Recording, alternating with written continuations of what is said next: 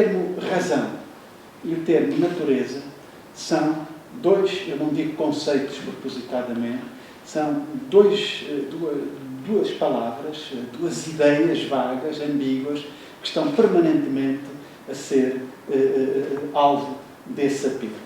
Dizia um autor francês que, no século XVIII, razão e natureza são termos cuja definição, é uma afirmação extremamente concisa, são termos cuja definição é vítima do seu próprio triunfo. Dá que pensar esta afirmação, não é? Um termo cuja definição é vítima do seu triunfo. Quer dizer o quê? Se o definíssemos com precisão, não conseguia triunfar, não é? Não podemos precisá-lo. Precisamos, na afirmação das nossas ideias, no debate pelas nossas ideias, recorrer a estes termos, a estes pontos de referência que nos permitem avançar. Portanto, razão e natureza. Quando falamos aqui de natureza, reparem, não estou a falar de natureza física. Também posso falar de natureza física, a natureza que é objeto do conhecimento científico, a natureza que é o alvo, objeto do método experimental. Esse lado da natureza também é importante. Mas está integrado nesta...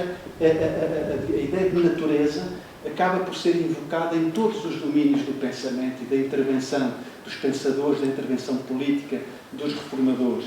No plano do direito, e eu não vou falar aqui hoje, porque não daria tempo, do direito e do pensamento político, não vou abordar aqui esse tema.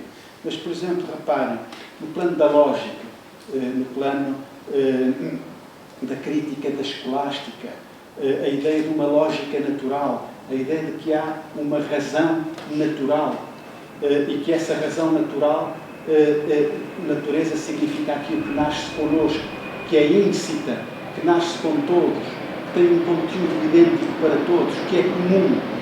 A ideia de natureza, no domínio da lógica, tem a ver com esta ideia de universalidade, mas também de simplicidade. Um dos aforismos que os filósofos nesta época usavam muito, a natureza segue sempre o caminho mais simples. A reforma da lógica procura seguir um caminho simples, um caminho cujo paradigma acaba por ser da demonstração geométrica, o encadeamento, enfim, necessário e evidente das demonstrações e que define, por exemplo, todos conhecem o verdadeiro método de estudar, do Luís António Werner.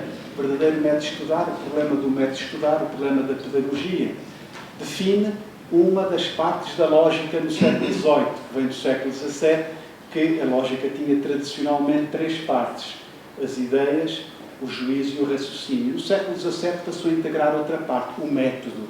O método é a ordem de encadeamento, é a ordem a ordem do pensamento. O método é a ordem do pensamento. Rectam et compendiariam viam, diziam os humanistas do século XVI, para definir o método, entra no plano da lógica. Portanto, ensinar a ordenar o pensamento. Reparem quem era o inimigo. O iluminismo precisou e teve sempre também, cultivou inimigos, uma certa causalidade diabólica. O inimigo aqui é o artificialismo da lógica escolástica, o artificialismo, a inutilidade das teorias do silogismo, enfim, todos esses aspectos. Portanto, a natureza surge no discurso iluminista, por exemplo, neste plano da lógica e também no plano da pedagogia, porque o método, quando entra para a lógica, se divide em duas partes, um método analítico e um método sintético. O método sintético era a ordem de transmissão de conteúdos de ensino. Por isso é que se explica o texto de Werner, verdadeiro método de estudar. Que é aí o método? Não é um método experimental, é uma ordem de transmissão de conteúdos de ensino. E essa ordem, que ordem é? Não era a ordem privilegiada pelos jesuítas, por exemplo, no ensino do direito na Universidade de Coimbra. Que método seguiam os jesuítas no ensino do direito na Universidade de Coimbra? O método analítico, que era um método em que o professor estava o ano inteiro a comentar 2 ou 3 leis. Não pode ser, porque a velocidade académica não pode estar um ano inteiro a comentar 2 leis, porque o tempo acelerou. É no tempo do Pombal que os cursos também são encurtados, não para 3 anos, não me lembro agora exatamente, mas passou de 8 para menos de 8. Não sei agora qual. Portanto, o método era um método do qual se devia ensinar, era um método natural. natural aqui é uma exigência de simplicidade e de racionalidade. Porquê? Porque a natureza também é a voz interior da razão. Também é a voz interior da razão. E, portanto, nós devemos compendiar as luzes, ter luzes, não é luz, é luzes. As luzes têm a ver com as conquistas intelectuais dos modernos. Toda aquela ideia enciclopédica que nós temos do século XVIII e que terminou no século XVIII para depois dar origem à especialização, essas luzes têm que ser compendiadas. O método compendiário e é o método natural. À luz do método sintético. Partimos do geral para o particular, do universal para o particular. Portanto, é já o qualificativo de natural, respeitante ao método, neste caso de ensinar, tem a ver com essa necessidade de transmitir as luzes dos modernos. E, portanto, a natureza surge como um conceito eficaz para definir o que nos é comum e aquilo que está certo, do ponto de vista do caminho que é preciso percorrer.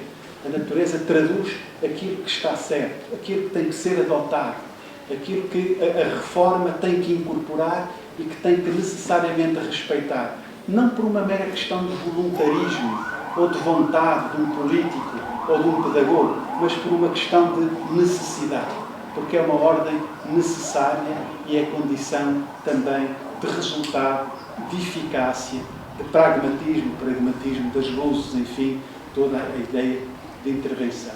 A natureza, neste plano, portanto, da razão, da voz interior da razão, de uma ordem necessária, simples, inteligível, universal, tem também outro plano muito fecundo, que é o plano dos padrões do gosto. Desculpe, penso que disse isso há pouco. Reparem todo o potencial de confronto que estas concepções têm com a lógica escolástica, a tardia escolástica, porque o ensino entre os escolásticos, sobretudo, já tinha sido alvo da crítica dos humanistas no século XVI, Juan Luís Vigas é talvez o mais conhecido aqui em Portugal e era muito citado no compêndio histórico do Estado da Universidade de Coimbra. O método escolástico de ensino era muito baseado na leitura de textos, na identificação de questões e depois no confronto de autoridades pró e contra cada uma das questões que se ia elegendo ou notando. E o que aconteceu foi que esse método de confronto, que se chamou disputatio, acabou por se autonomizar na escola. E, portanto, toda essa ideia do confronto, da discussão, do debate, enfim, acabou por gerar uma ideia de esterilidade e de ineficácia que o conceito de método natural, em que a natureza vem reforçar por ser a ordem interna e universal da razão, se opõe de forma excelente. Não é? Portanto, é uma arma poderosíssima. Digo de propósito arma, porque das metáforas que usavam os pedagogos no século XVIII, lembro-me de Frei Manuel de Senaco, que era quase, talvez pudesse dizer, o Ministro da Educação do Pombal, porque era muitas coisas, uma delas era Presidente da Real Mesa Censória, Bispo de Beja, Arcebispo de Évora, se não me engano. O Presidente da Real Mesa Censória tinha a seu cargo a política, cultural. E eu tempos li, quando estava no último ano da faculdade, mas lembro desses livros em que ele falava os exércitos.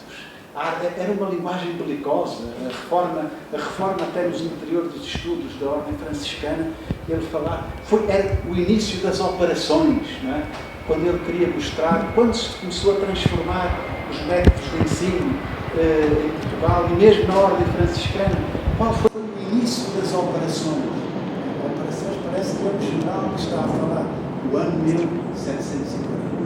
1740 era o ano, uma espécie de caio, a partir do qual lutem estudos novos reformados, estudos velhos com uma qualificação que agora não venha o novo e o velho, toda esta necessidade, o antigo, o novo e o velho.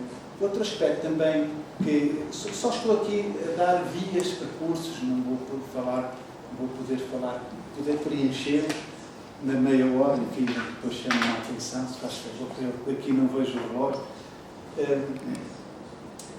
Os padrões do gosto, a estética, também é outro continente imenso o confronto entre o bom e o mau gosto, a estética clássica, depois neoclássica e o gosto barroco.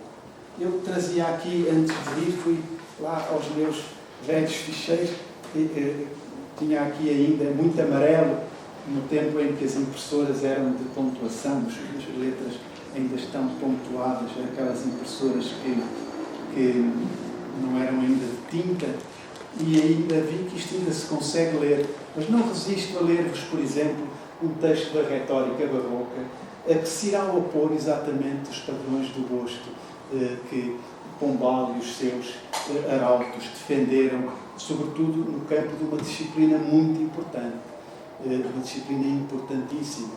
E é até interessante verificar porque é que era tão importante, compreender porque é que era tão importante, era a retórica. O poder da retórica era brutal nesta época. Um autor francês que agora é muito citado, eu estava pelo menos muito na moda há meia dúzia de anos, os autores vão passando de moda, era o Paul Ricoeur. Ele dizia na metáfora viva, o poder da retórica está em que aquele que domina a arte do discurso tem a possibilidade de dispor das palavras sem as coisas, pôr os homens ao dispor das palavras. Só que isto também não é novidade nenhuma. Platão já tinha chamado a atenção para isto no Fed.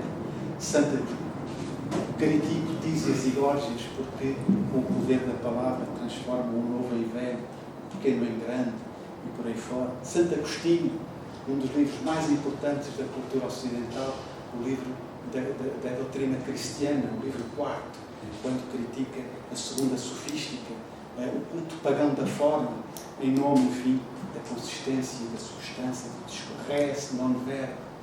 Todo o debate entre o ciceronianismo e o humanismo tem a ver com isto. Ora, é o poder da palavra. O domínio que a palavra confere sobre os outros numa época em que a leitura não tinha a difusão. Portanto, e quem dominava e quem era aquele que tinha o acesso privilegiado à palavra eram os eclesiásticos, a retórica eclesiástica.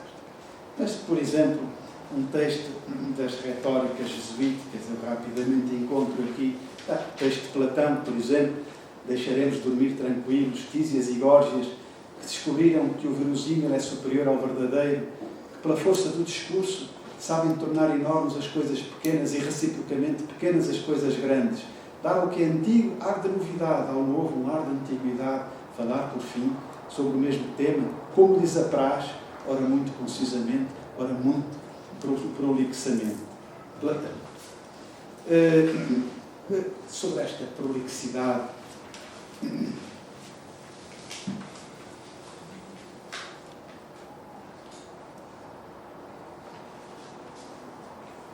por exemplo, um texto da retórica, do teórico da retórica barroca do século XVII, este texto eu acho notável, extremamente significativo. Toda a matéria do discurso, da palavra, toda a matéria, pois, seja finita ou infinita, se reduz a 5 proposições, simples, problemática, comparativa, contraditória e paradoxa. Já se vê com quanta novidade poderia variar a mesma simples proposição, reduzindo-a a um destes 4 modos, ou seja, já fazendo a problemática, contraditória e paradoxa. Complicai agora o problemático, o comparativo. Complicai agora o problemático, o comparativo, o contraditório, o paradoxo uns com os outros. E experimentareis como novos e prodigiosos artefactos se fabricarão da mesma proposição em virtude destes 4 mistos, dos quais, como primeiros elementos, resultam na oficina do engenho todas as novas e admiráveis, a novidade e a admiração. Isto parece quase o Padre António Vieira, não é? A novidade, a admiração, a expectação. O Vieira era barroco neste sentido. Talvez pudesse, o sermão da 60ª é o contrário disto, mas o Vieira nem sempre praticou aquilo que dizia, não é? Resulta na oficina do engenho todas as novas e admiráveis proposições do artifício retórico. Os extremos da proposição devem ser esquisitos, opostos e não esperados. Os extremos, ou seja, é a metáfora com conceito de predicado, os extremos, a extremosidade, não deve ser coisa esperada, deve estar muito distante, deve haver oposição. E, portanto, isto é a antigeometria, não é? Que complicai, não basta a matéria simples, não, agora temos é transformar o finito em infinito, o simples em complicado, o paradoxo em problemático, já não me lembro, enfim, e não vou agora ler muito para... não. Mas, e depois lá está, aqui, apela-se aqui ao artifício do orador e não a um plano de universalidade. Porque o plano de universalidade que a ideia de natureza referia no século XVIII, à luz do conceito de modelo de racionalidade dos iluministas, é o oposto disto. A natureza segue sempre o caminho mais simples. E daí também uma certa crítica, desconfiança perante a retórica. Mas o que é que Verneuil escreve na carta sobre a retórica, o verdadeiro método de estudar? A geometria é a perspectiva da razão. A geometria perdão, a retórica deve ser, à luz do modelo geométrico, como uma perspectiva da razão, no espaço. E esses modelos, há uma ofensiva global do geometrismo. Dá-se no plano da lógica, dá-se no plano também dos padrões do gosto e na crítica, exatamente, à retórica barroca. Enquanto os teóricos do barroco vão por esta via, privilegiando a criatividade individual, aquela noção de criatividade presa ao modelo que este texto nos mostra, a experiência individual, o engenho do orador, nos modelos das luzes, privilegia sobretudo a dimensão de universalidade, a universalidade das regras. Verneuil diz que o ideal seria nós apresentarmos a verdade a osso nu, a expressão é dele, a osso nu, quer dizer, mostrar como ela é evidente, mas simplesmente constata-se que há uma divergência entre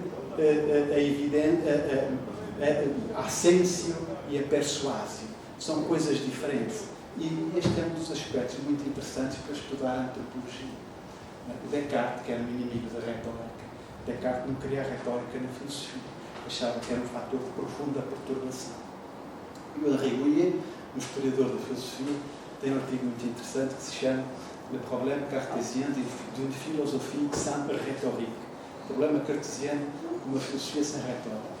E porque o Descartes dizia que eu estou todo dia no meu gabinete com formulações matemáticas e sou capaz de mostrar que é a Terra que anda à volta do Sol e não aquilo que se dizia anteriormente, que tudo é meu, etc. Mas depois saio cansado ao fim da tarde, enfim, e vou ver o pôr do Sol, e começo a ver o Sol a deslocar-se, e começo a ter dúvidas.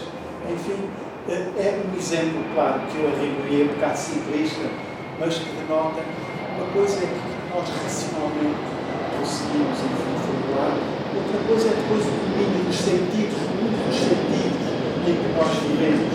E esses mundos não coincidem. Não sei se me estou a fazer explicar. E este é que é o espaço, a Riviera própria Descartes acabou ao mostrar esta perplexidade que ele tinha. É neste espaço que entra o domínio da persuasão, onde a retórica se move. De maneira que estes autores iluministas adotaram, integraram a retórica com muito cuidado. E o conceito de natureza, de ordem natural, foi também um conceito disciplinador. Os homens não são só razão, os homens são também paixão, mas então vamos traduzir para o discurso belo as paixões naturais, apenas as paixões naturais. Não é? Então, são as paixões naturais. Não diria, não, mas são o natural aqui é a contenção. A contenção à luz de uma vigilância racional.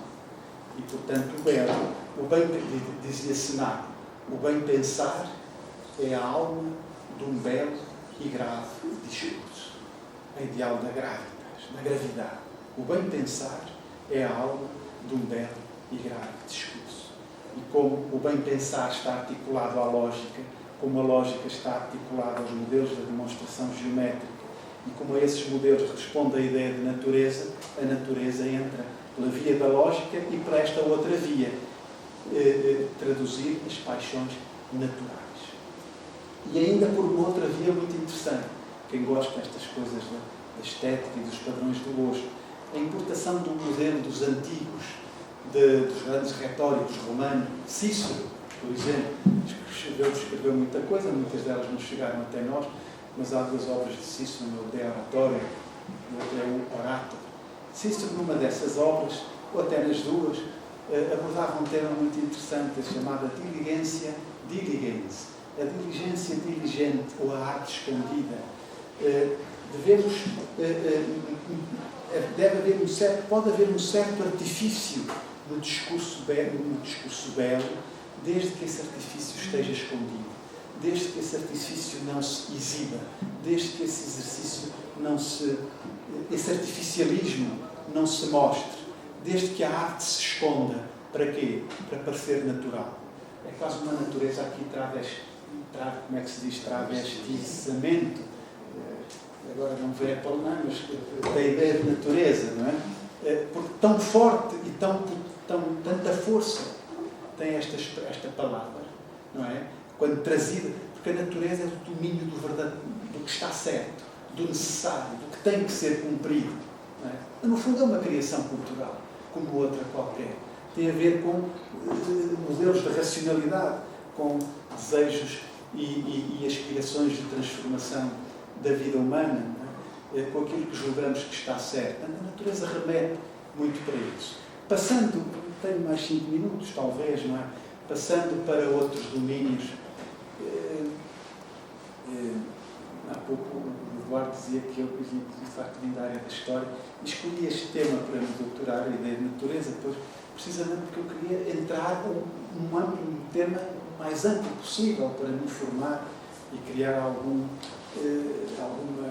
base para entrar no domínio do pensamento filosófico. D'Alembert, por exemplo, escreveu e coordenou com Diderot a Enciclopédia, que é a obra matriz do século XVIII, a Enciclopédia des Sciences et des Arts. Ele é que escreveu o termo natureza, o capítulo de natureza na Enciclopédia.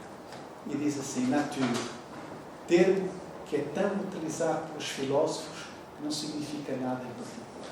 Não tem nenhum significado em particular. Mas então, porquê é que é tão utilizado? Mas isso é que é interessante. Isso é que é interessante. É o que dizia o outro, Roland Mortier, clarté et ombre au siècle des Lumières. É um termo cuja definição é vítima do seu triunfo. Se significasse alguma coisa em particular, não poderia ser tão utilizada pelos filósofos. Isto também é outro capítulo interessante, que nos permitia estudar a relação entre a linguagem e o pensamento. Muitas vezes, o pensamento, nós, no nosso discurso, precisamos de termos que funcionam quase como reflexos intelectuais. Quem gostar disto, como livro Henri Delacroix, Le langage et la pensée, ele fala disto. Há termos, muitas vezes não nos damos consciência, não temos consciência disso, que muitas vezes utilizamos como reflexo intelectual. A natureza não desses. Mas vamos à natureza, agora, efetivamente, à natureza. A natureza física é outro dos aspectos fundamentais em que este domínio agora não já no plano, mas não é autónomo, porque a natureza é aqui uma ideia de inteligibilidade. Mas como estudar a natureza física? O que é esta natureza que modelos matrizam o conhecimento que o homem agora tem da natureza propriamente da natureza? Por isso é que eu disse no princípio que estava assim um bocado mas pensar, e por isso vou ter que permitir que eu leia aqui no meu livro A Ideia de Natureza, eu sei que é metade, e peço doutoramento em imprensa nacional, se não tinha dinheiro para editar na altura até se for só editor. E numa letra muito pequenina, que isto sem óculos não se consegue. Mas reparem que o Eugène Dahan tem uma obra muito interessante chamada A Nova Ciência e o Ciclo do Livro. E diz assim sobre o conceito de natureza do Renascimento do século XVII, sobretudo com a grande revolução epistemológica do século XVII, Galileu, Descartes e outros autores, mas esses são os mais conhecidos. Permitam-me que o cite. O esforço do homem, a partir da revolução epistemológica do século XVII, já não se orientará para uma articulação entre o signo e o sentido sagrado, teológico ou moral.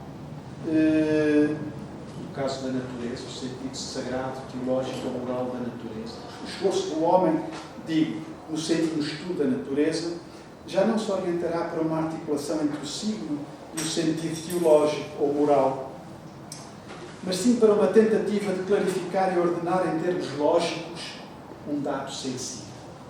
Concepção científica da natureza. Ordenar e clarificar em termos lógicos um dado sensível. O livro da natureza, a palavra está o livro da natureza, porque a natureza era um livro. Não é? O livro da natureza não é, pois, já uma introdução material e extrínseca aos Invisibilia Dei. Eu já vou depois só dizer, agora vou ler. Já não é uma introdução a um fundamento íntimo e espiritual. Já não é um regresso à fonte misteriosa e desconhecida. É, pelo contrário, um ponto de partida para um discurso sempre mais simples, evidente e acessível. Tem a ver também com a retórica. Para o domínio científico, os padrões do gosto é o contrário dos padrões da beleza do discurso que eu li naquele texto. Complicado, não? Aqui no domínio científico, simples, evidente, acessível. Senato, o bem pensar, que é assim, que se pensa, com simplicidade, com evidência e com acessibilidade, é que é a alma do belo no discurso. Mas na ciência também é assim. E, portanto, há uma comunhão profunda que o conceito de natureza unifica em todas estas várias instâncias do pensamento. Eu disse que não ia falar muito de mim, se calhar estamos aqui à faculdade de Direito, mas era para outra conferência, aqui os meus colegas podiam falar disso melhor do que eu. Quando se assume o direito natural, sobretudo a partir do compêndio histórico do Estado da Universidade e da dedução cronológica. Portanto, é pelo contrário, este discurso científico moderno do século XVII, um ponto de partida para um discurso sempre mais simples, evidente e acessível, sempre menos visível, menos alusivo, menos emotivo e sempre mais racional. Os caracteres, as figuras, os triângulos são assim privados de toda a sua alusiva dramaticidade ou do seu elan místico, de todo o seu segredo intrínseco. São antes instrumentos matemáticos do conhecimento humano, bem mais do que números divinos ou entes ideais. Este texto eu gostei muito porque é extremamente, tem uma fecundidade heurística e explicativa muito grande. Reparem, quando ele diz a natureza já não é uma introdução material e extrínseca aos Invisibilia Dei. O que é isto? Os Invisibilia Dei.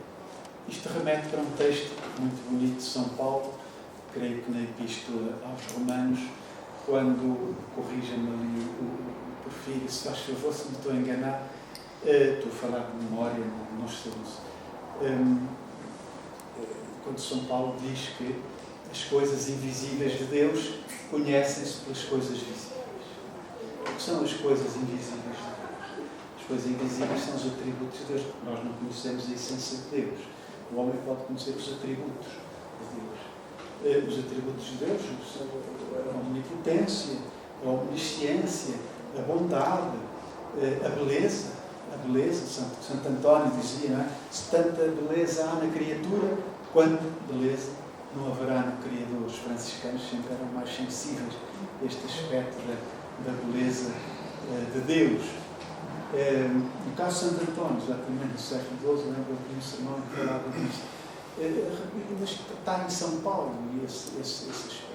Portanto, a natureza era um livro aberto para o conhecimento dos atributos de Deus. Porquê? Porque havia uma relação profunda entre o Criador e a criatura. Se tanta beleza, repito, Santo António, se tanta beleza há na criatura, quanta beleza não haverá no Criador. E esta foi assim na Idade Média. Um autor contemporâneo, um teólogo contemporâneo, Paulo Levaux de Bocquin, escreveu um texto interessante, chama-se La Bible et le sang religieux de l'univers. Bíblia e o sentido religioso do universo. Que ele dizia na Bíblia, a noção de espaço exterior é estranha aos textos bíblicos. Eu achei isto até porque a interpretação que ele dá, enfim, que podemos nós dizer da Bíblia, que não se possa assim dizer quase o seu contrário, ou algo muito diferente.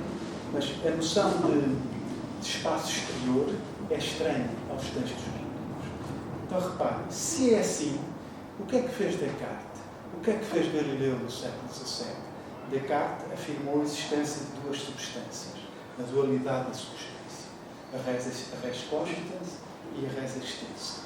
A res cogitans é o espírito, a res extensa é a matéria, a natureza. A natureza é matéria, a natureza é extensão, a natureza é legível, ou intus legere, quer dizer, é inteligível pela linguagem da extensão.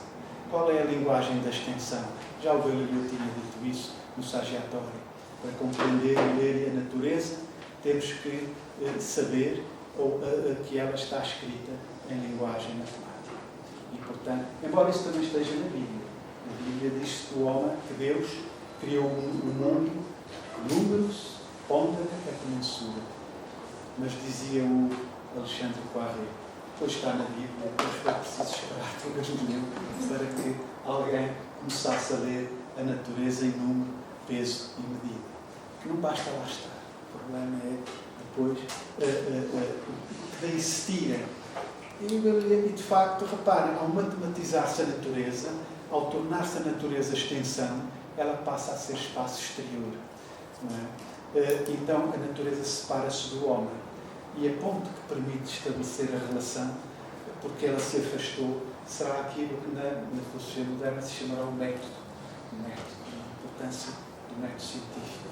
Ora bem, as concepções da Idade Média não eram exatamente estas, como podemos ver do texto que eu li aqui do nosso Eugênio, quer dizer, do italiano Eugênio. Todavia é interessante verificar que na história das ideias e do pensamento isto não são silogismos, por mais que se elogie a demonstração geométrica, não são demonstrações. Há recuos, há heranças que se justapõem, que se articulam. Vejam, por exemplo, aqui outra referência, por exemplo, de Robert Lenoble, uma obra chamada 52, Jean Erard, Robert Lenoble, Histoire de l'idée de nature. E ele diz assim, sobre o iluminismo em França, sobretudo os franceses, o século XVIII guardava ainda bastantes recordações do espírito religioso para que pudesse assumir sem mais o materialismo naturalista. Que era difícil de assumir. Apesar de tudo, mas era difícil cortar. Não é? Para poder, por isso mesmo, entregar-se-á à procura de uma multiplicidade de compromissos. E serão essas tentativas, ensaiadas em várias direções, que lhe darão um aspecto tão atormentado. O século XVIII é uma época atormentada. A busca de compromissos. Uma coisa é nós fazermos esta separação. Outra coisa é integrá-la na radicalidade das suas consequências. E outra coisa será, então, procurar compromissos. Não é? Das heranças que nós recebemos e ver que são ou não, às vezes se justapõem, talvez, enfim, não sei, são aspectos complicados. A história das ideias não é, de facto, linear. Um exemplo que é muito esquecido é o do Newton, por exemplo. O do Newton. O Newton era, mas não é o único. O Newton era um homem profundamente religioso. E o Newton, a partir daqui temos certa tendência para considerar a separação, até por causa do fenómeno da condenação por Galileu, pela Inquisição, que não foi o Papa, foi a Inquisição, pela Inquisição, que eram, apesar de tudo, duas realidades que estavam totalmente fundidas, ciência para um lado, religião para o outro, não é? Esta separação, este recuo da natureza em relação aos invisíveis, aos atributos divinos, foi difícil se fazer esse diagnóstico. E vou citar, em problema ainda, um outro livro que eu acho que é muito interessante, chama-se Science and Religion in 17th Century England, de Robert Westphal, Ciência e Religião no século XVII em Inglaterra. Começa ele assim, isto está em inglês, enfim, desculpem lá. The heaven do declare the glory of God, and the firmament show it his handwork. Isto é uma expressão dos Salmos. Os céus declaram, mostram a glória, proclamam a glória. É o mesmo um pouco a ideia de São Paulo, a ideia helenística quase da beleza de Deus. Estas palavras foram proferidas séculos antes para ser and every age had repeated them. Cada idade as repetiu.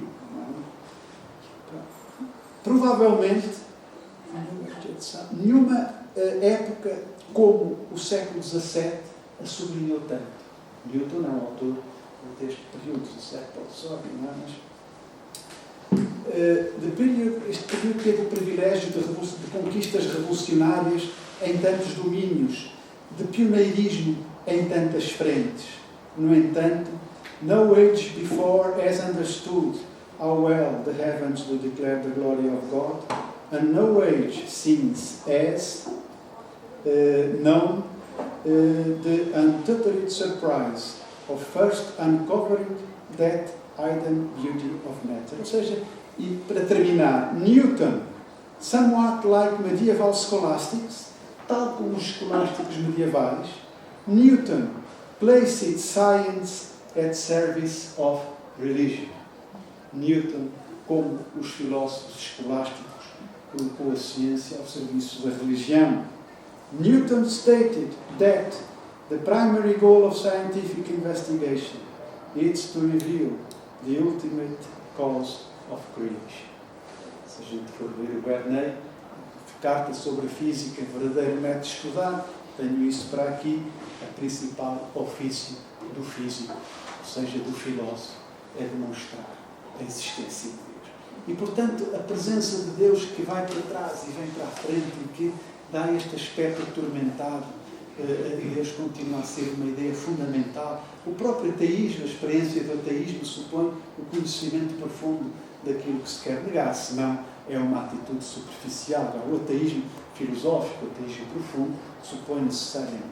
E, portanto, esta presença, este recuo e presença de Deus permanentemente. Isto faz com que, nestes estudos sobre a ideia de natureza, nós tenhamos acesso a outro continente muito importante. É a união, a aliança entre a física experimental e a teologia natural. O que é que quer dizer? A ideia de que, através do conhecimento da ciência, nós temos acesso ao, como dizia São Paulo, ao conhecimento dos atributos divinos. Não já num plano puramente emotivo, não num plano alegórico ou metafórico, e é isso que uma das marcas do iluminismo católico também é esse. Mas não, o iluminismo católico não é do sul da Europa. A grande bibliografia sobre este tema era holandesa, New Entity. Escreviam em francês na altura, Demonstration de l'existence de Dieu par les merveilles de la nature, penso que o título era assim. Inglesa, William Derham, teologia física, inglesa. Não há aqui uma separação norte-sul. Essas separações artificiais são simplísticas. E, portanto, através do método científico, através do estudo científico da natureza, nós podemos aceder ao conhecimento de Deus. E abre-se, por exemplo, o próprio Pombal. Eu lembro o professor comigo, penso que era o Marcos Lopes de Almeida, Documentos da Reforma Pombalina, tem lá o próprio Pombal, o punho dele, meteu-se na tradução do livro do Enécio, do Direito Natural. E queria, Pombal intervinha nestas coisas. Não? E a certa altura coloca-se um problema terrível, que era como se debateu Buffon, o Conde Buffon, na História Natural. Na Bíblia, o mundo tem tantos anos, mas os fósseis, o Buffon diz que não pode ser. Então, qual é o problema das verdades físicas da Escritura? Quem é que tem razão? E isto foi um dos debates do século XVIII, a idade da Terra, o confronto entre a ciência. E Pombal diz lá claramente, a Bíblia não é um livro de ciência, a Bíblia é um livro de ensinamento moral. E, portanto, os cientistas podem trabalhar, não digo leitor, não uso essa palavra, agora não me vem a expressão, tinha que ter aqui o texto à frente, os cientistas podem dar o uso à sua razão, sem se preocuparem com o que a Bíblia diz no domínio da ciência. No domínio da moral aí já é outra. A Bíblia é um ensinamento. Mas abre-se todo um continente interessantíssimo. Aqui na Biblioteca Nacional, por exemplo, lembro quando estava a estudar para a minha tese, veio mais mãos um livro de um Lesser teólogo, chamava-se Teologia dos Insetos, Teologia des Insectes, de um químico. O século XVIII é o século da química, Teologia da Arma. Ou seja, é o estudo científico em que, através da determinação da ordem, da composição da água, não é? Pela química, através da ordem daqueles pequenos seres, no século XVII já se tinha descoberto o microscópio, e o microscópio dá acesso a uma noção de grandeza. Depois o Bolívar, a célebre obra Viagens de Bolívar, vão trabalhar muito isso, falando do gigante. Tem também algo a ver com estes aspectos. Eu vou me calar, enfim, mas por exemplo, um dos autores que tem um texto importante sobre isto é Frei Manuel do Cenáculo, que é o que eu falei há pouco. Deixem-me só mostrar-vos um exemplo. O Cenáculo é um texto sobre que pouco se daria. Tem um título que até nem é muito convidativo, mas é extremamente significativo de todo este movimento. Quando ele estava em Beja, eu penso que ele era bispo ou arcebispo de Beja e de Évora também, mais tarde. Tem a instrução pastoral do senhor bispo de Beja, exatamente, sobre os estudos físicos do ser poder. E eu sempre vejo aqui, depois aproveitei, vou-vos mostrar uma passagem, talvez. Ele diz o seguinte.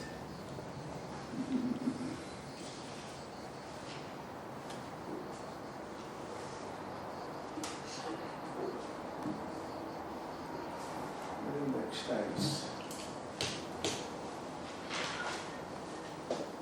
Repare, ele dirige-se aos padres da diocese dele, ali no Alentejo do século XVIII. Sim, encontraremos homens interiores que só contemplam o ser providentíssimo em espírito ou debaixo de razões gerais. Mas nem exceções são leis para todos, nem devem os homens todos ignorar as maneiras particulares pelas quais o Senhor resplandece nas criaturas. Deus está a dizer, não basta, há homens interiores, ou seja, que vivem o interiorismo agostiniano, a dimensão interior da vida religiosa do homem, tudo bem, enfim, que não podia o bispo condenar isso, não podia, mas isso não chega. Não é? Isso não chega. O cristianismo tem que atuar em várias esferas da vida. Não pode ser só nessa esfera, enfim, da contemplação dos homens interiores. Não é? Isso são exceções. Nem exceções são leis para todos, nem devem os homens ignorar, não é? As várias maneiras pelas quais o Senhor resplandece nas criaturas. E depois, mais à frente, diz assim: se os homens fossem unicamente espíritos, ainda restava para entreter-se nas coisas físicas a bondade própria dos objetos, cuja notícia é virtude. Ou, noutro texto, sobre o clérigo. Os clérigos da minha diocese, o próprio clérigo é homem, filho da natureza, semelhante a seus irmãos, zelador da felicidade. Não é? É o próprio clérigo, o próprio padre, é um homem, filho da natureza, zelador da felicidade. Não é? A irmandade entre os homens e a busca da felicidade. Só que esta felicidade não é puramente espiritual. Tinha também a ver com a dignidade da existência do homem em sociedade e da intervenção, porque a paróquia não era apenas uma dimensão religiosa, puramente religiosa, tinha uma importância de intervenção no século XVIII que era patente. E por isso ele diz, repare, esta última afirmação sobre a missão de uma paróquia, a missão social da paróquia, da busca da felicidade. Isso diz assim aos seus clérigos, como o bispo: quem mais autorizado nos povos fomentará estes bens, senão o eclesiástico? Ao eclesiástico pertence de tudo entender, para de tudo ou nada se esquecer e tudo fomentar. A agricultura, depois vai dizer o quê? Saber como se planta isto, como se rega, como se produz, como se consegue, enfim, todos os aspectos da vida económica. Reparem, o eclesiástico deve saber, vou citar, favorecer a mão de obra por engenhosas máquinas, do Alentejo, construir máquinas, tornar-se um físico, saber física, tudo isso é que uma natureza seja como acesso aos invisibiliadeiros, mas uma natureza também estudada pelo método científico, mas não no quadro de um corte entre ciência e religião. E, portanto, há aqui uma clara harmonização entre a teologia natural, que é o conhecimento dos atributos de Deus, que nós podemos ter pela razão humana, neste caso pela física experimental. E então, cada progresso no domínio científico é um progresso no conhecimento dos atributos de Deus. E assim se quebra esta dimensão. Enfim, há muitos mais domínios, por exemplo, o problema da religião natural, em que a natureza também vem, já o que é a religião natural, tem muito a ver com isto. Esta religião é suficiente? Enfim, lembram-me do Padre António Vieira, na Clavis Profetário, quando falava do pecado filosófico. O Porfírio estudou isso na sua tese. Lembra-se que ele dizia, tudo isto é uma pedagogia da visão também, tem uma dimensão de simplicidade.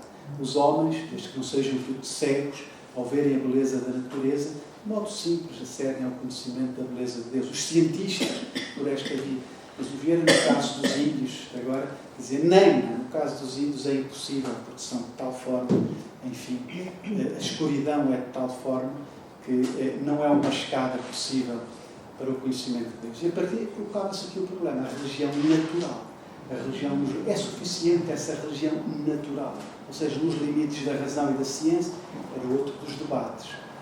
Favorecia o debate contra o deísmo e o ateísmo, mas tinha limites, porque, como católicos que eram, não podiam admitir a suficiência da religião natural sem o auxílio da graça. É outro domínio. Enfim, são algumas pinceladas que eu aqui um pouco espontaneamente, enfim, e agradeço a vossa atenção.